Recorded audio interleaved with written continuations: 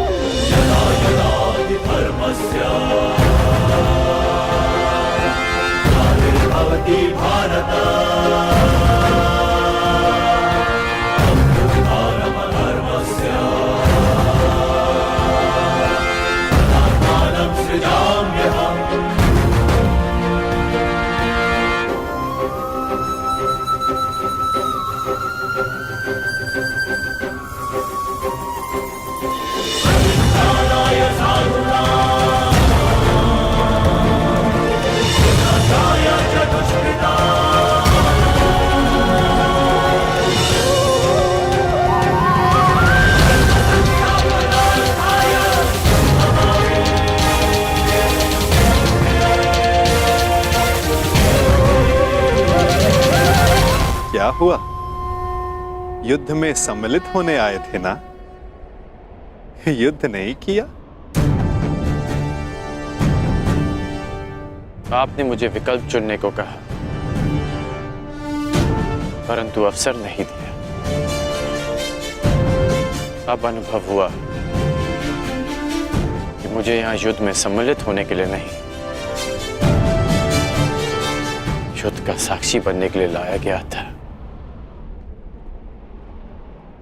अनगिनत जरासंधों से भरे इस संसार में एक कर्ण से वार्तालाप करके अच्छा लगा। तुम अब भी भ्रम के पार देख सकते हो कर्ण। युद्ध समाप्त हुआ और तुम्हारे वचन पूर्ति का उपकर्म भी।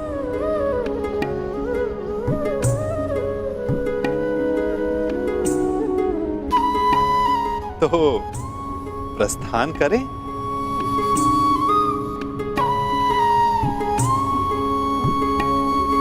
रुकिए।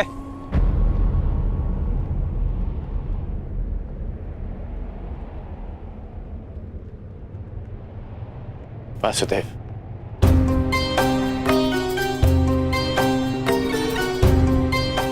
अपने आप नटवर है और ना मैं रथी, इसलिए अब ये रथ मैं चलाऊंगा। अब आपका सारथी मैं बनूंगा वासुदेव। मैं सदा नटवर था और सदा नटवर ही रहूंगा अंगराज। नियति ने हमारी जीवन यात्रा में तुम्हारा रथी होना निश्चित किया है और मेरा सारथी होना।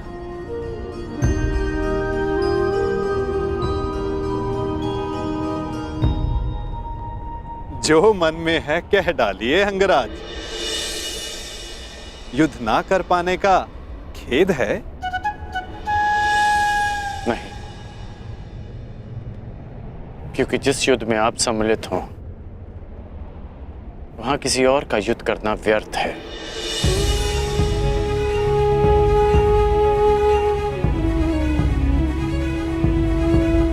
नियति के चक्र को कौन समझ पाया है कर्ण?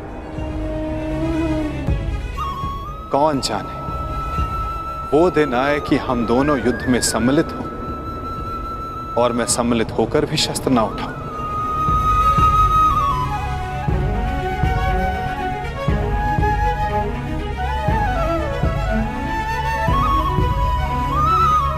अरे अरे, इतना गंभीर क्यों हो गए? मेरी हर बात पर विश्वास करोगे तो चले जाओगे, और यदि मेरी हर बात पर अविश्वास करोगे तो अधिक चले जाओगे। अब सोचने में ज्यादा समय व्यर्थ मत करो कर्ण, रथ पर बैठो। क्या अब भी कोई यात्रा शेष है?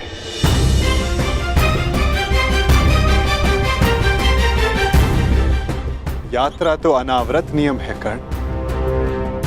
तुम्हारी मगध की यात्रा समाप्त हुई।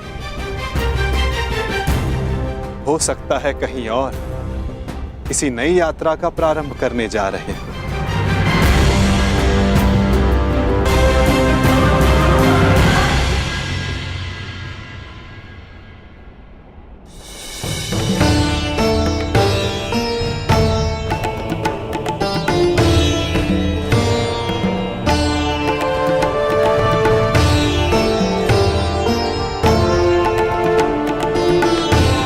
यात्रा मंगलकारी हो पुत्रों।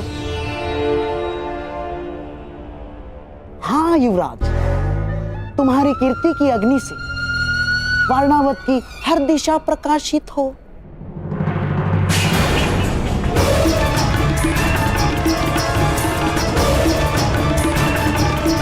बहना,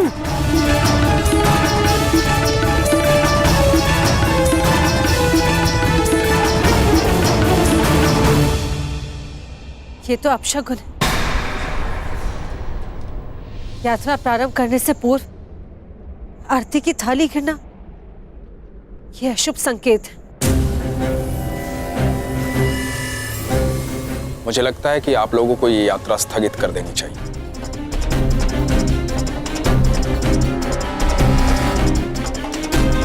शास्त्रों में लिखा है, किसी भी शुभ मुहूर्त में कोई विघ्न आए तो उसे टालना ही उचित है। भ्राता विदुर कह रहे हैं तो यात्रा स्थगित ही कर देनी चाहिए।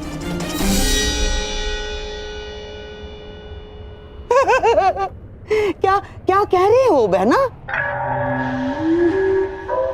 अरे अग्नि तो पवित्र होती है और कदाचित अग्निदेव ये संकेत दे रहे हैं कि इस यात्रा में वो पांडव भांजों के साथ ही है।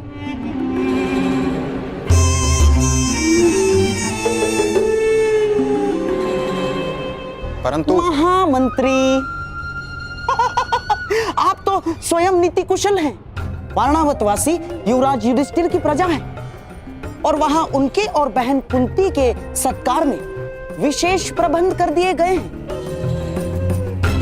और अब यदि ये यात्रा स्थगित हुई तो न केवल प्रजा का उत्साह भंग होगा, बल्कि प्रजा में यह संदेश भी जाएगा कि युवराज युधिष्ठिर केवल एक अपशकुन के भय से अपने कर्तव्य से पीछे हट गए ना।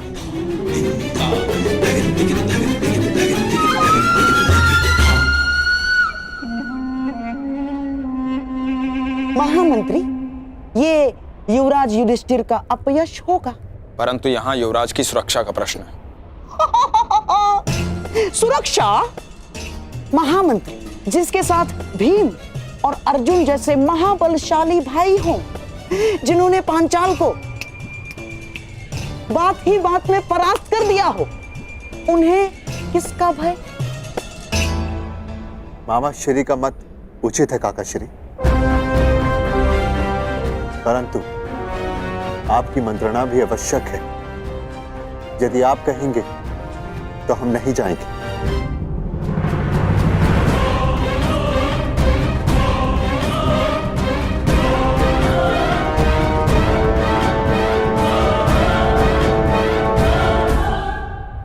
क्या आज्ञा है काका श्री?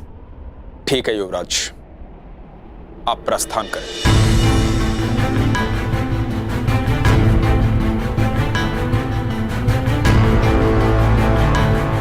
यात्रा मंगलमय हो।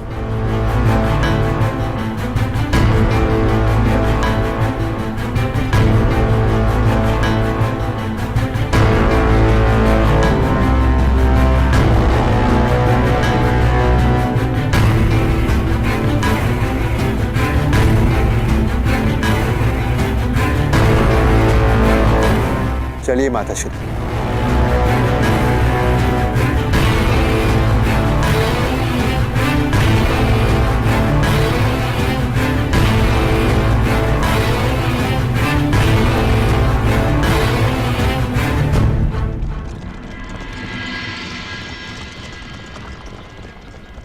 अंतिम विदाई युवराज, अंतिम विदाई।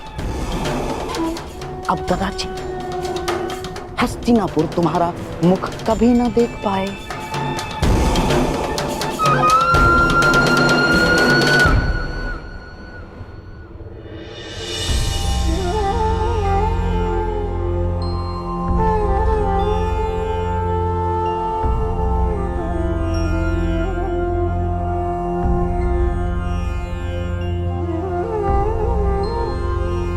वासुदेव, अभी आपने कहा कि दूसरी यात्रा प्रारंभ हो रही है, तो फिर आप बीच में क्यों रुक गए? विचार कर रहा हूं अंगराज कि कुछ यात्रा यदि प्रारंभ ना की जाए तो भविष्य पूर्णतः भिन्न हो सकता है।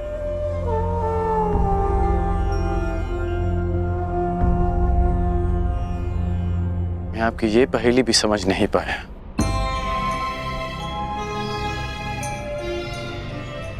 हर पहेली का उत्तर हमारे चयन में होता है अंगराज,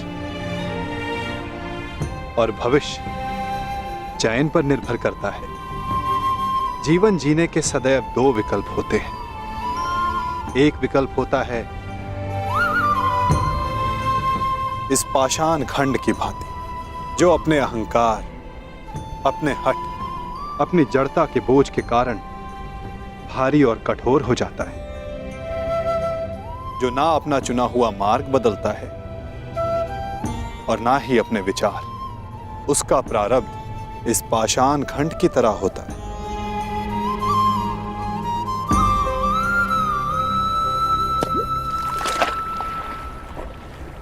जल में डूब जाना। और दूसरा मार्ग वासुदेव?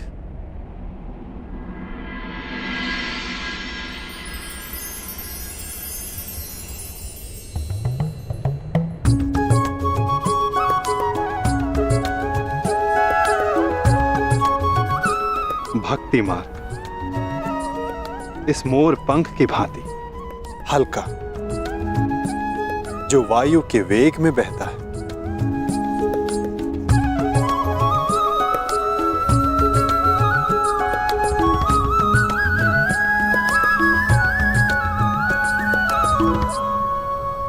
जो इस मोर पंख की भांति होते हैं, वे अपने आप को ईश्वर की इच्छा के हाथों ऐसे समर्पित कर देते हैं जैसे इसने स्वयं को वायु को समर्पित किया। इसीलिए वायु उन्हें किसी भी ओर ले जाए, वे सदैव ईश्वर की गोद में रहते हैं। यदि हर बात में ईश्वर की इच्छा है और प्रकृति भी ईश्वर की गोद है, तो ये पाषाण ईश्वर की गोद में ही गया है। तो इस प्रकार तो ये दोनों मार्ग एक ही हुए ना वासुदेव? पाषाण हो या पंख, वायु के साथ बहें या जल में मग्न हो जाएं, रहना तो ईश्वर के साथ ही है।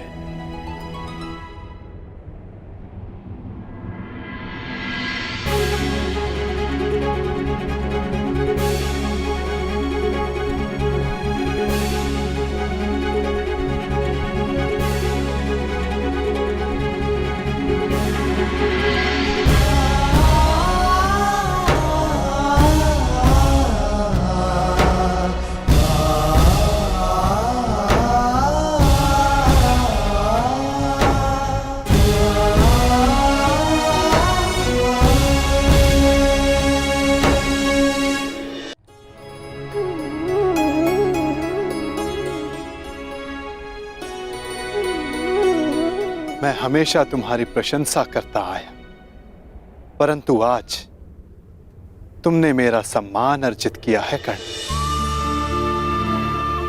तुमने वो समझ लिया जिसका ज्ञान पाने में ऋषि मुनि अपना सारा जीवन बिता देते हैं।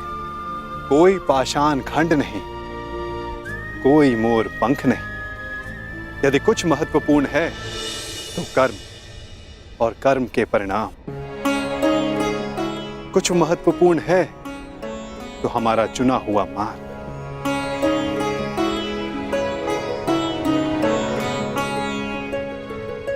बहुत ज्यादा सोचते हो अंगराज, बहुत समय भी व्यर्थ करते हो। अब यहीं रहना है या आगे चलें? रुके तो आप हैं वासुदेव। कहा था ना, जीवन मार्ग में रुककर देख लेना चाहिए कि लक्ष्य उचित है या नहीं।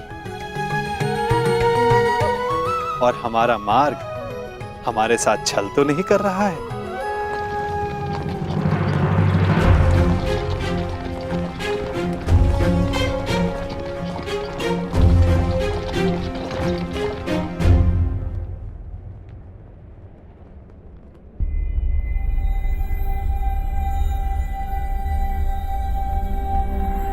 ये दो रथ क्यों वासुदेव? क्योंकि यहां से दो मार्ग जाते हैं कर्ण, एक हस्तिनापुर को और दूसरा पांचाल को।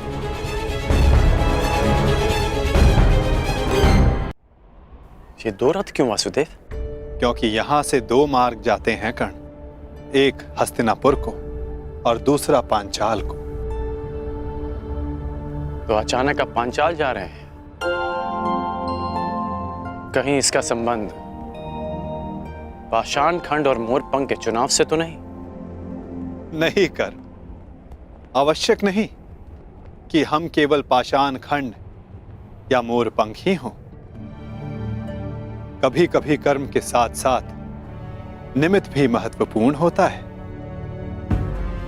हम में से कुछ पाषाण पानी के लिए निमित्त होते हैं, मोरपंख के लिए वायु का, और निर्माण के लिए अग्नि का।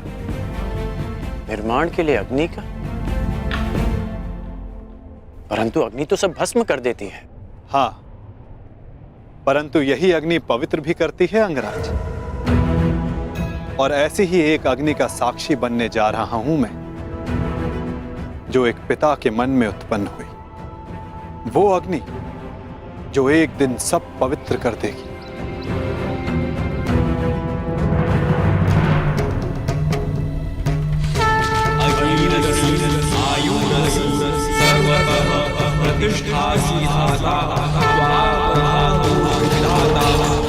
हमारे प्रतिशोध की अग्नि शांत करने के लिए दो अतिथि शीघ्र प्रस्तुत होंगे द्रौपद। मैं भी उनके स्वागत के लिए आतुर हूं ऋषिवर। तब से जब से द्रोण ने मेरा अपमान किया। ये कैसी विचित्र अग्नि है द्वारकाधीश? अग्नि अग्नि होती है कर्ण। हाँ, उत्पत्ति का कारण और उद्गम भिन्न हो सकते हैं। लालच की अग्नि, घृणा की अग्नि, छल कपट की अग्नि। आशा करता हूं जब कभी ऐसी अग्नि से तुम्हारा सामना होगा तो तुम उचित निर्णय लोगे कर्ण। एक बात का आश्चर्य है वासुदेव, आप पांडवों के ममेरे भाई हैं, तो मुझे लगा कि आप मुझे कुमार दुर्योधन से दूर करने का प्रयास करेंगे, परंतु आपने ऐसा नहीं किया। क्योंकि सारथी का कार्य केवल मार्ग दिखाना होता है अंगराज, चयन तो रथ ही करेगा। फिर भी यदि समय आने पर चुनाव करना पड़ा तो किसका चुनाव करोगे अंगराज?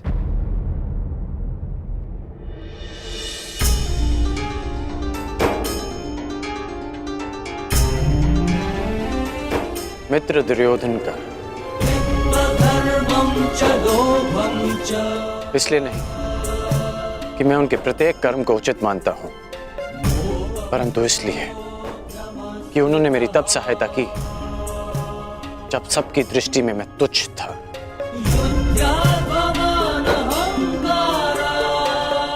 मैं पाषाण होने का विकल्प चुन चुका हूं, क्योंकि जल रूपी निमित्त बनकर दुर्योधन ने मुझे संभाला।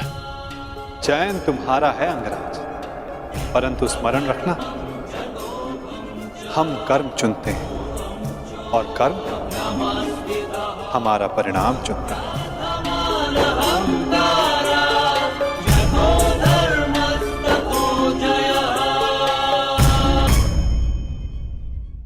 यदि समय आने पर चुनाव करना पड़ा तो किसका चुनाव करोगे अंगराज? मित्र दुर्योधन का। चयन तुम्हारा है अंगराज, परंतु स्मरण रखना, हम कर्म चुनते हैं और कर्म हमारा परिणाम चुनता है। और कुपक्ष में होने से कुपरिणाम भोगने की संभावना अधिक होती है कर्ण। तब भी मैं मित्र दुर्योधन को ही चुनूंगा। प्रणिपात वासुदेव।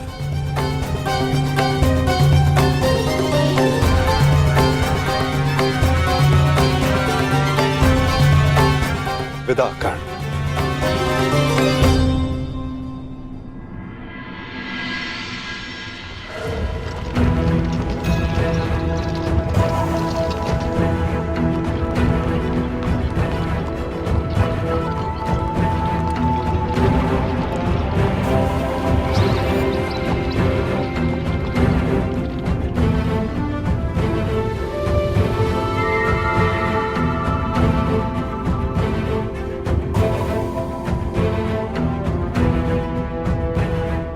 अति सुंदर। विश्वास नहीं होता कि भ्राता दुर्योधन आपको इतनी सुंदर भेंट दे सकते हैं। समय के साथ सब बदलता है अनुज। खट्टी कैरी भी समय के साथ बदलकर मीठा आम बन जाती है। अनुज, दुर्योधन को भी दूसरा अवसर अवश्य मिलना चाहिए।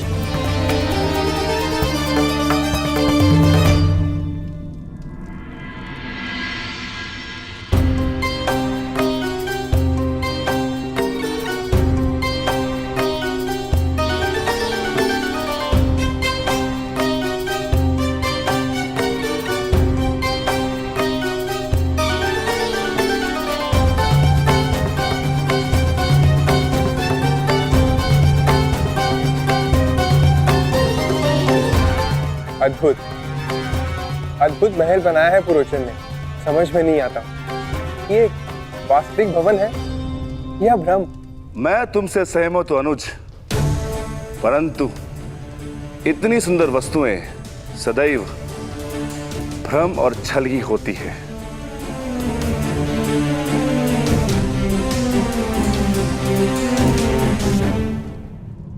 तो कौन सी भूल हो गई मामाश्री? पुरोचन केवल यही संदेश देने तो आए हैं कि पांडव लक्ष्य ग्रह पहुंच चुके हैं। तुम समझते क्यों नहीं हो दुर्योधन? जितने विघ्न शुभ कार्य में पड़ते हैं, उससे कई अधिक विघ्न अशुभ कार्यों में पड़ते हैं। उस दिन मैंने राजसभा में बात पलट दी, कहा कि तुम अपने भाइयों के लिए महल बनवा रहे हो, और अब यदि इस पुरोचन को यहां किसी ने देख लिया तो?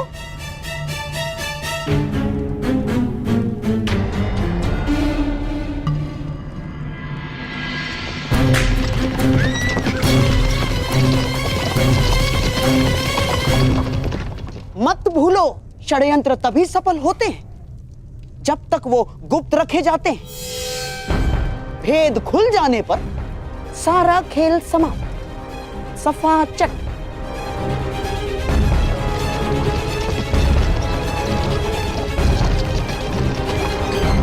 और तुम अपनी बुद्धि लाक्षागृह की नींव में डाल के आए हो। यहां बार बार आने से किसी को संदेह हुआ तो शीघ्र ही यहां से निकलो, इससे पहले कि यहां तुम्हें कोई देख ले।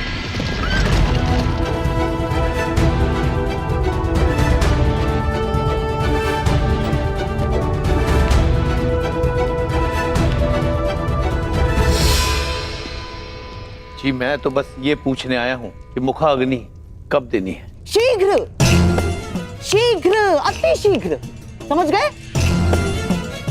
मामाश्री, परंतु यदि सब कुछ इतना ही शीघ्र हुआ तो भी तो लोगों को संदेह हो ही जाएगा ना। संदेह तो किसी भी स्थिति में तुम पर ही आने वाला है मेरे होने वाले सम्राट। परंतु मैं ये चाहता हूं कि बस ये संदेह पांडवों के अंत के पश्चात ही हो, उससे पूर्व नहीं ना।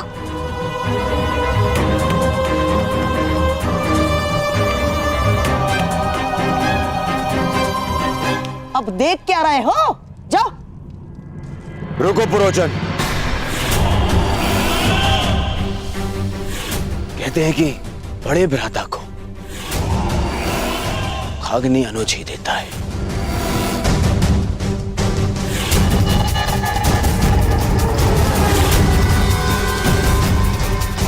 तो फिर मैं अपने कर्तव्य को कैसे भूल सकता हूं?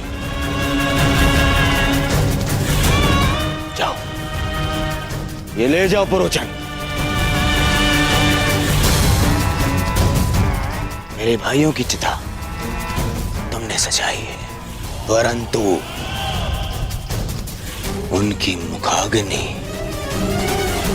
मेरी ओर से ही होनी चाहिए।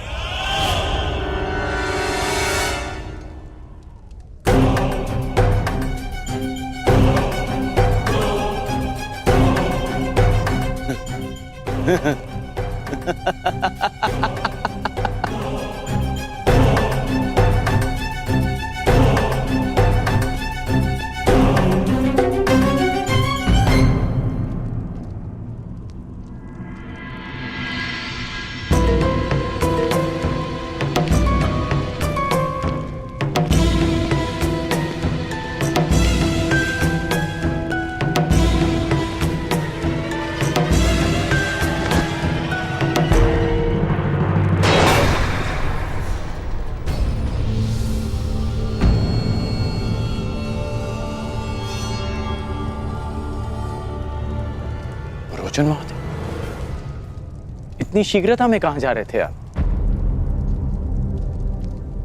वर्णावत। मैंने आपकी सामग्री गिरा दी, मैं ही इसे उठा देता। सावधान अंगराज, ये अग्नि कहीं आपको जला ना दे।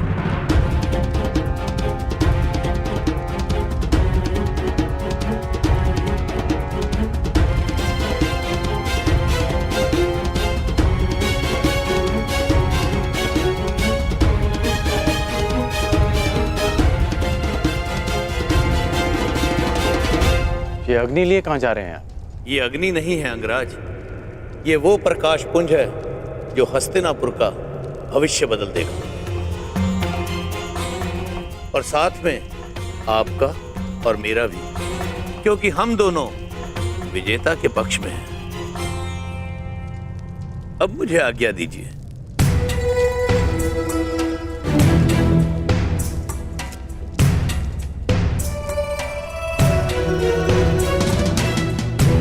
अग्नि,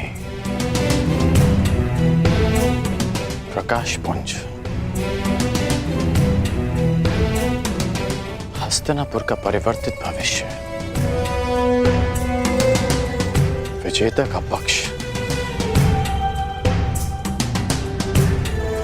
इस सब का क्या अर्थ हुआ? अग्नि अग्नि होती है कर्ण, लालच की अग्नि, घृणा की अग्नि, छल कपट की अग्नि। आशा करता हूं कि जब तुम्हारा सामना ऐसी किसी अग्नि से होगा तो तुम उचित निर्णय लोगे कर्ण। कर्ण, ये है पुरोचन, ये हमारे लिए युद्ध लड़े। युद्ध करे बिना पांडवों को कैसे परास्त किया जा सकता है? ऐसा कौन सा मार्ग है? मार्ग है, उन्हें भान भी नहीं होगा और उनका अस्तित्व सदैव के लिए मिट जाएगा। अग्नि, प्रतिशोध, पुरोचन का व्यवहार और वासुदेव कृष्ण की चेतावनी, इन सब में कोई संबंध है, और इस संबंध का उत्तर केवल मित्र दुर्योधन के पास है।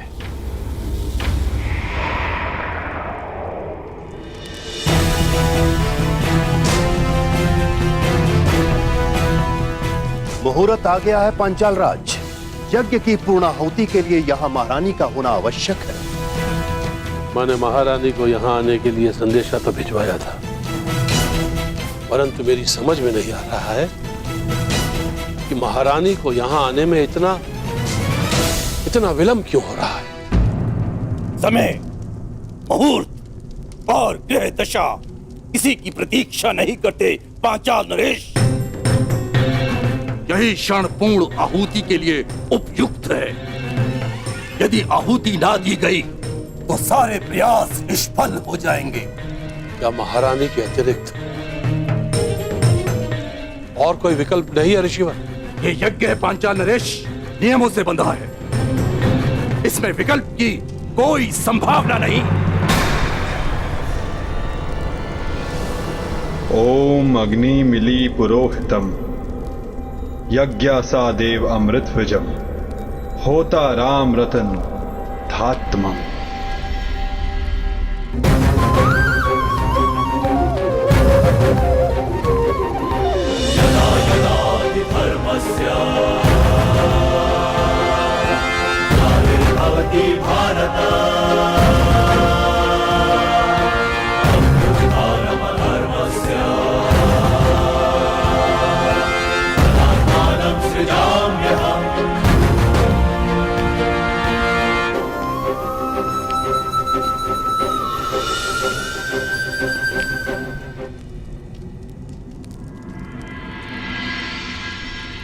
विचित्र बात है, प्यासे के समक्ष जल रखा है और वो प्यास बुझाने का विकल्प ढूंढ रहा है। मैं आपके कहने का अभिप्राय समझा नहीं वसुदेव।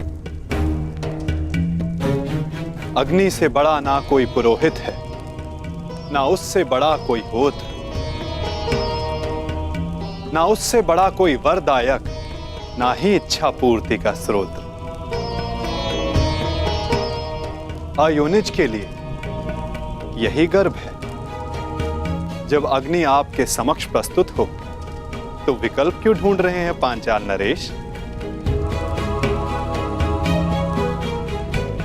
क्या मैंने कुछ अनुचित कहा मुनियाज? परंतु ये प्रयोग अगर विफल रहा तो ये यज्ञ भंग भी हो सकता है। एक मनुष्य पुनः ये यज्ञ नहीं कर सकता। परंतु यदि इसी समय पूर्ण आहुति ना दी गई तो भी ये यज्ञ निष्फल होने ही वाला है ना। सोच क्या रहे हैं पांचाल नरेश? समय हाथ से जा रहा है। यज्ञ अग्नि प्रचंड हो रही है।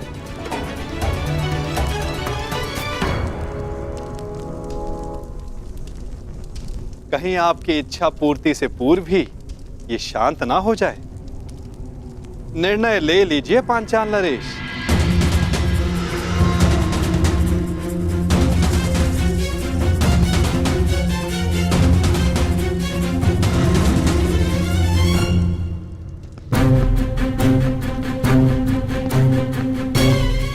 इतनी शीघ्रता से कहाँ जा रहे हो अंगराज कर्ण?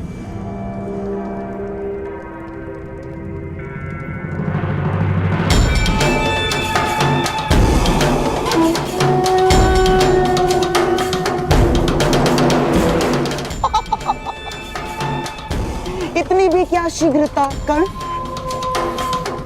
मुझे अभी अपने मित्र दुर्योधन से मिलना है। परंतु वो संभव ही नहीं, क्योंकि इस समय कुमार दुर्योधन यहां है ही नहीं। मुझे आप पर विश्वास नहीं गांधार नरेश। मुझे ज्ञात है कि मेरा मित्र यहीं है। हाँ?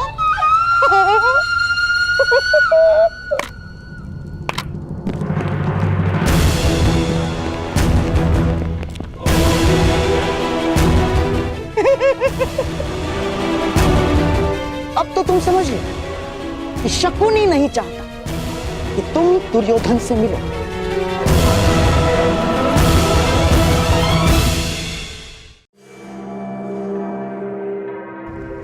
सिंह को मेमने नहीं रोक सकते गांधार राज।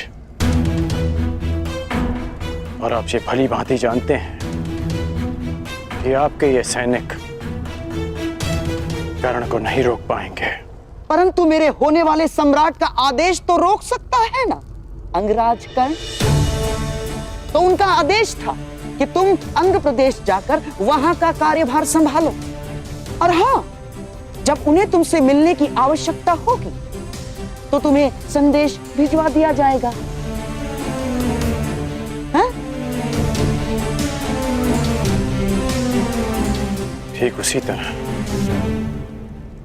जिस तरह पुरोचन को संदेशा भिजवाया गया था।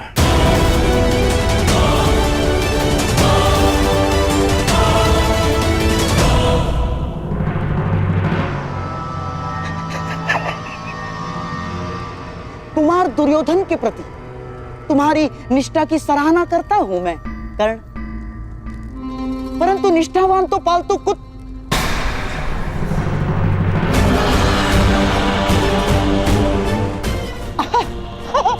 मेरा तात्पर्य है कि पालतू जीव भी होते हैं कर्ण, उन्हें अपनी सीमा में रहना उनके हित में होता है। इसीलिए शकुनी चाहता है कि तुम अपनी सीमा में रहो, अन्य लौट जाओ।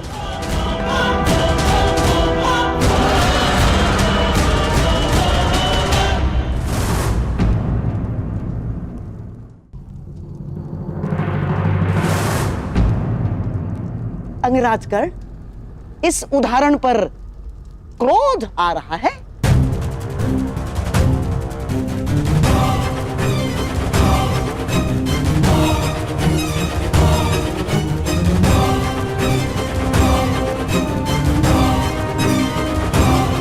एक क्षण के लिए तो लगा कि आप मेरी तुलना पालतू जीव से कर रहे हैं,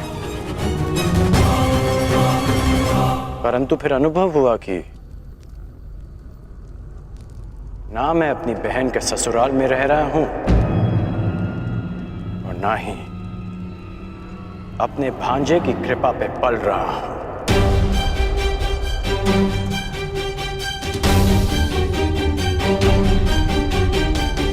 इसलिए आपका यह संकेत स्वयं आप ही के लिए था, गांधार राज।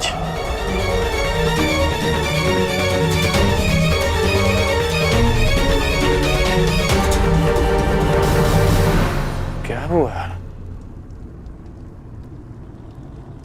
मेरे उदाहरण पर क्रोध आ रहा है?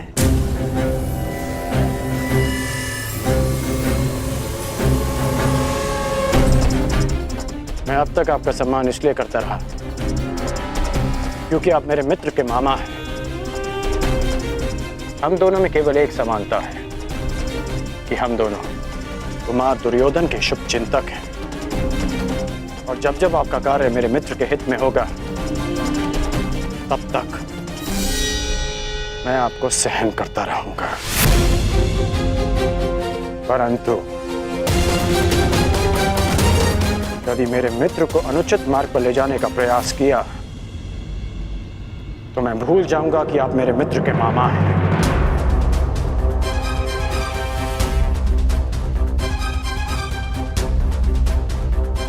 और उस समय आपका अंत उस पालतू जीव की भांति होगा जिसका आप अभी उदाहरण दे रहे थे।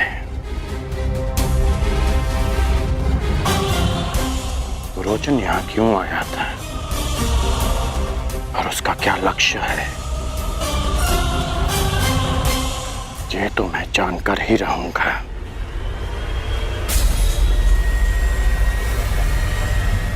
प्रणिपात मामाश्री।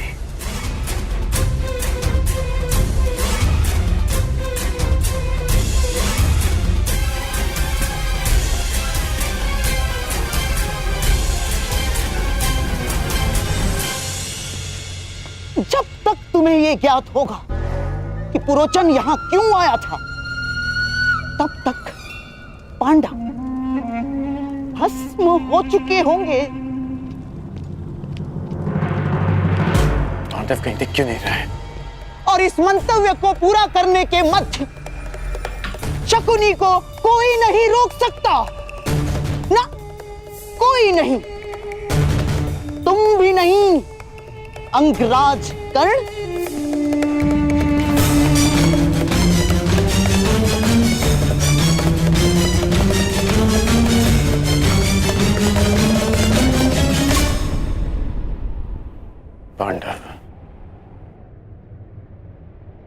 पांडव ही मित्र दुर्योधन के शत्रु हैं। वो महल में नहीं दिखे, वो यहां नहीं है, कहां जा सकते हैं वो? वारनाव्रत।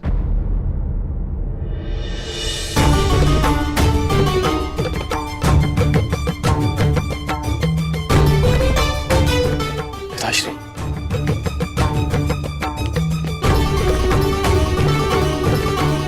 आयुष्मान भव। पांडव वारनाव्रत में? हाँ, वारनाव्रत।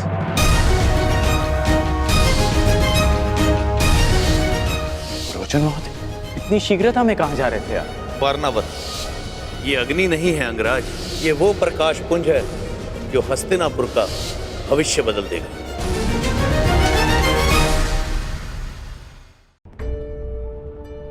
पांडव वारनाव्रत में? हाँ, वारनाव्रत। और माता कुंती? वो भी उन्हीं के साथ है।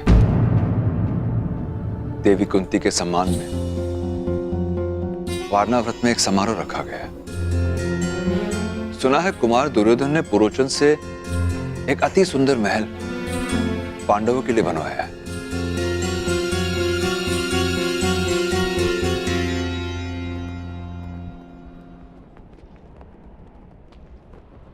ये अग्नि नहीं है अंगराज, ये वो प्रकाश पुंज है जो हस्तिनापुर का भविष्य बदल देगा, और साथ में आपका और मेरा भी। पांडव वारनाव्रत में है और पुरोचन भी वहीं जा रहा था।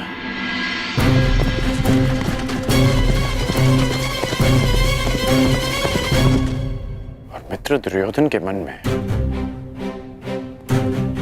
अचानक पांडवों के प्रति प्रेम कहां से उत्पन्न हो गया? कर्ण, ये है पुरोचन, ये हमारे लिए युद्ध लड़े। युद्ध करे बिना पांडवों को कैसे परास्त किया जा सकता है? ऐसा कौन सा मार्ग है? मार्ग है, उन्हें भान भी नहीं होगा और उनका अस्तित्व सदैव के लिए मिट जाएगा। इसका अर्थ है कि वारनाव्रत में षड्यंत्र रचा जा रहा है।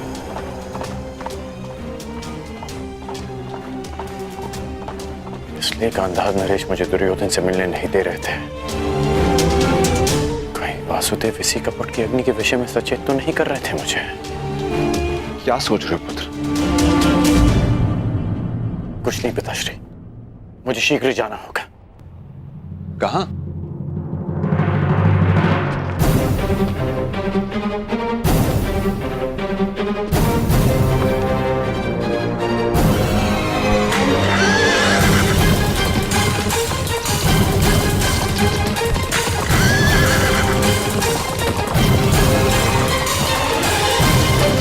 जो समय पर निर्णय नहीं लेता, समय उसे कभी क्षमा नहीं करता पांचाल नरेश।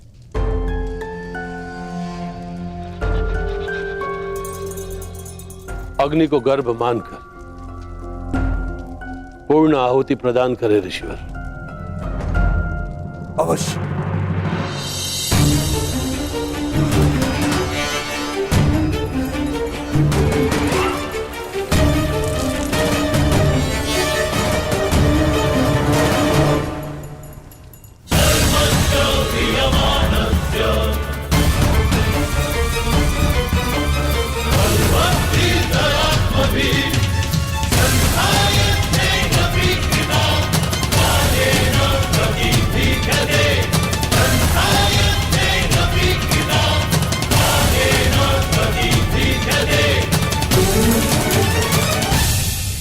वसुदेव, मेरी ये आहुति सफल होगी ना? ये मैं कैसे बता सकता हूं पांचाल नरेश? जब आप जानते ही नहीं थे, फिर ये सुझाव क्यों दिया?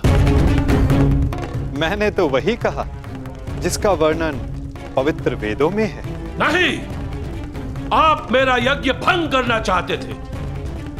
मैं जानता हूं वसुदेव, आप द्रोणाचार्य को सुरक्षित रखना चाहते हो। मैं ये कैसे भूल गया कि उन पांडवों के संबंधी हो आप।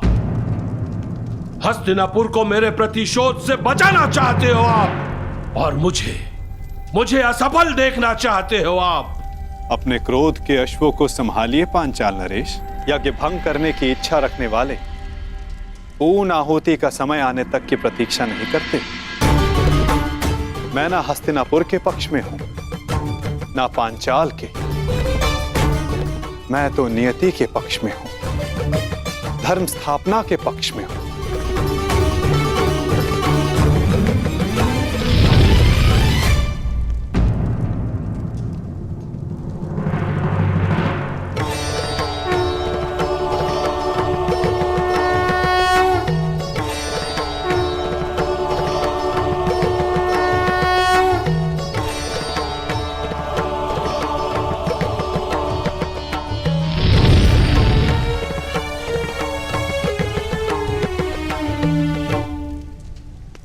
यज्ञ सफल रहा।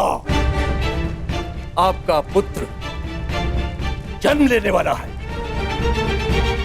धन्यवाद ईश्वर, धन्यवाद।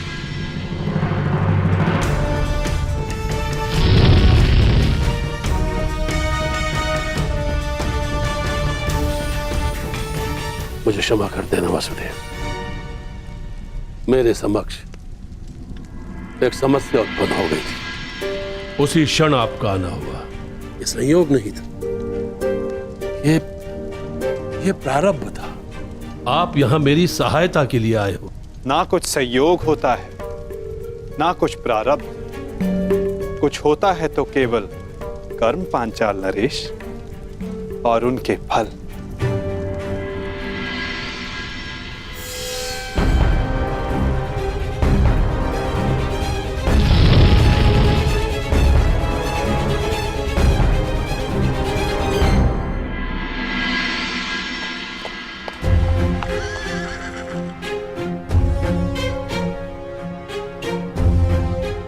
बड़ा दुख होता है। मेरा इतना सुंदर महल, मेरी इतनी सुंदर कृति कल प्रातःकाल राख का ढेर होगी, अपने भीतर उपस्थित अतिथियों समेत।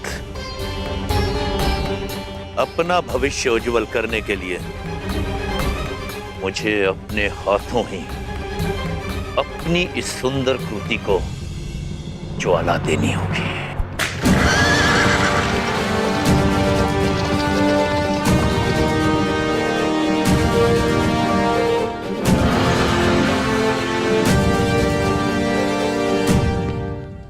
प्रणाम युवराज। बड़ा विलंब कर दिया आपने आने में पुरोचन महोदय। मुझे भूख लग रही है और आपकी भार्या और बालक इस हट पे अड़े हैं कि आप ही के साथ भोजन करूं। विलंब के लिए क्षमा चाहता हूं कुमार भीम। अब आपके भोजन में विलंब नहीं होगा। वैसे आपको ये मेरा बनाया महल कैसा लगा? ठीक है, कुछ कमियां हैं जिन्हें सुधारा जा सकता है। रोचन के निर्माण में कमी निकालना ठीक वैसा ही है जैसा ब्रह्मा जी की सृष्टि में दोष ढूंढना। रुष्ट मत होइए पुरोचन महोदय। अनुज भीम की यह व्यक्तिगत सोच है, परंतु सत्य यह है कि यह महल वास्तविकता में अनोखा है। इसकी तुलना संसार के किसी भी निर्माण से नहीं की जा सकती। प्रशंसा के लिए धन्यवाद युवराज। आइए भोजन करते हैं। कुमार भीम, कल प्रातः काल तक आपको कोई कमी नहीं मिलेगी इस महल में।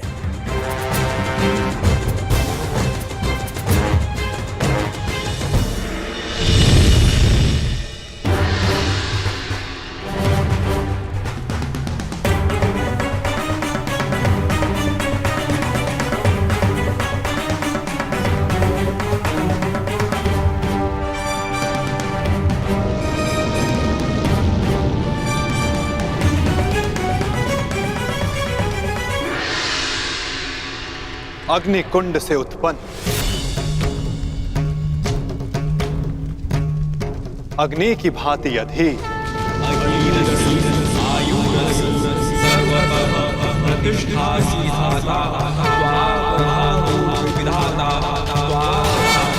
साहसी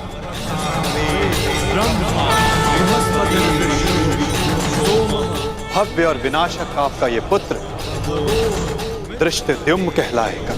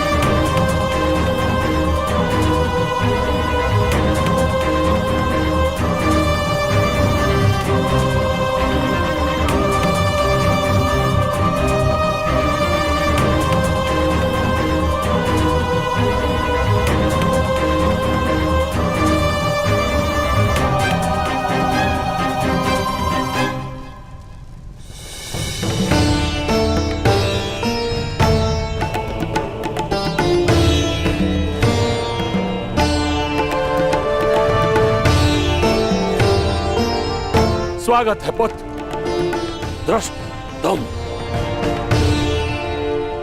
तुम मेरी कठोर तपस्या का फल हो। तपस्या का फल उद्देश्य पूर्ति पर ही प्राप्त होगा। मेरे जन्म का उद्देश्य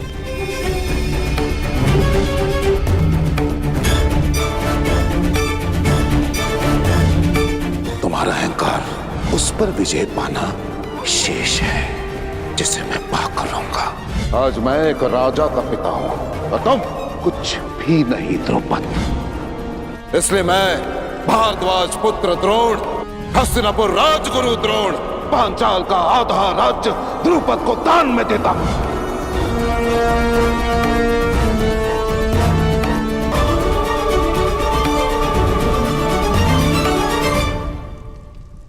अपने पिता का प्रतिशोध पूरा करना।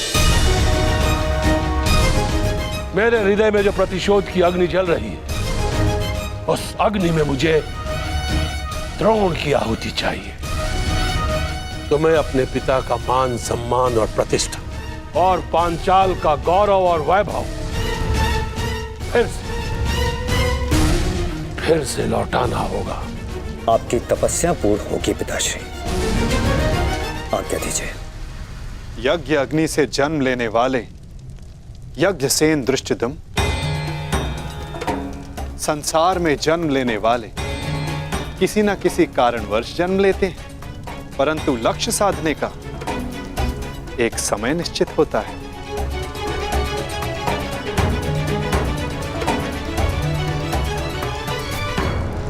अग्नि शिखा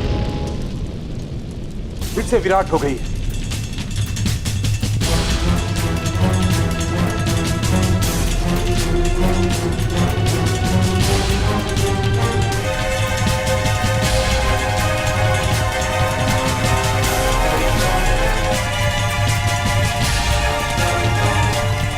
प्रतीत होता है कि आज अग्नि बहुत अधीर है मुनि। आज जैसे अग्नि का सर्वत्र साम्राज्य है, हर दिशा हर ओर भिन्न भिन्न प्रकार की अग्नि गर्जना कर रही है।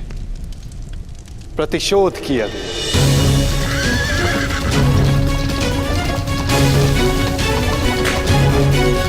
कपट की अग्नि, विनाश की अग्नि, विनाश की अग्नि, विनाश की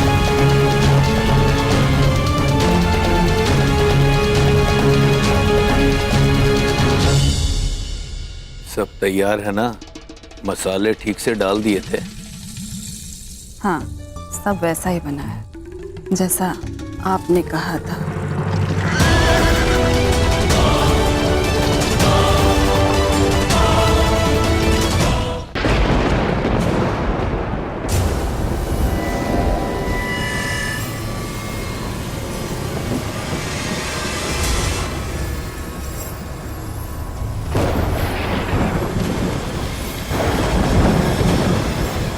यज्ञ अग्नि बहुत प्रबल है। यह स्थान इतनी ऊर्जा सहन नहीं कर पा रहा है।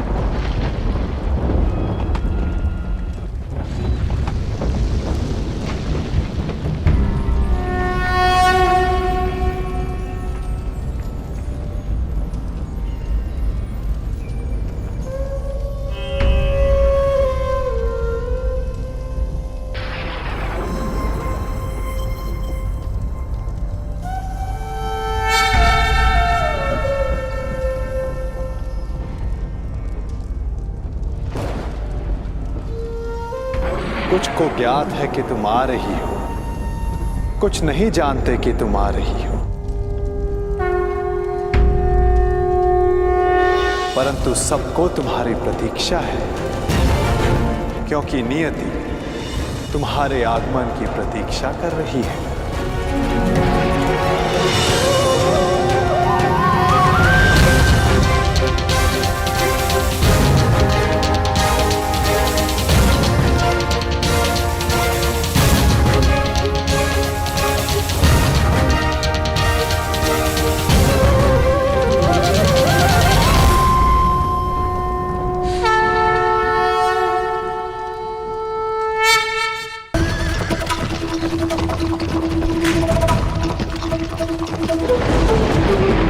पांचाल नरेश, ये गुफा और अधिक समय तक नहीं रह पाएगी। ये अग्नि सबको निगल जाएगी, सबको निगल जाएगी। पांचाल नरेश, आप यज्ञांशी हैं, अर्थात इस यज्ञ को समाप्त करने की अनुमति दें। अग्नि को गर्भ माना है ना, तो उसके तप को भी सहना होगा। पांचाल नरेश, यज्ञ प्रारंभ किया है तो उसके संपन्न होने की भी प्रतीक्षा करनी होगी। जीवन में कभी नियति पर विश्वास किया है? ईश्वर में आस्था रखी है? तो फिर अब विश्वास करो।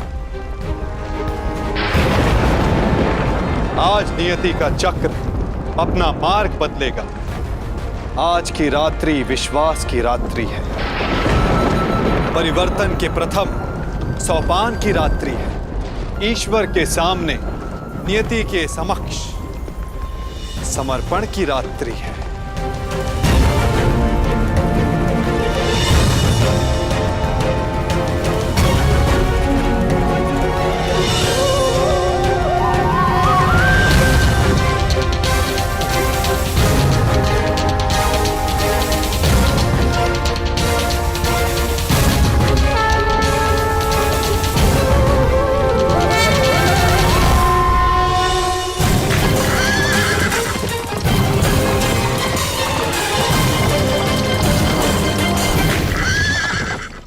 खाइए युवराज, महाराजा ने अपने हाथों से ये भोजन तैयार किया है। सुस्वाद तो है ना?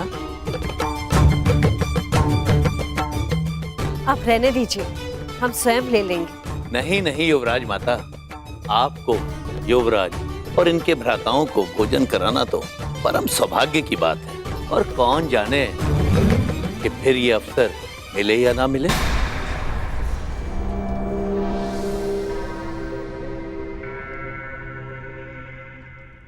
क्योंकि कल तो आप जाने वाले हैं ना?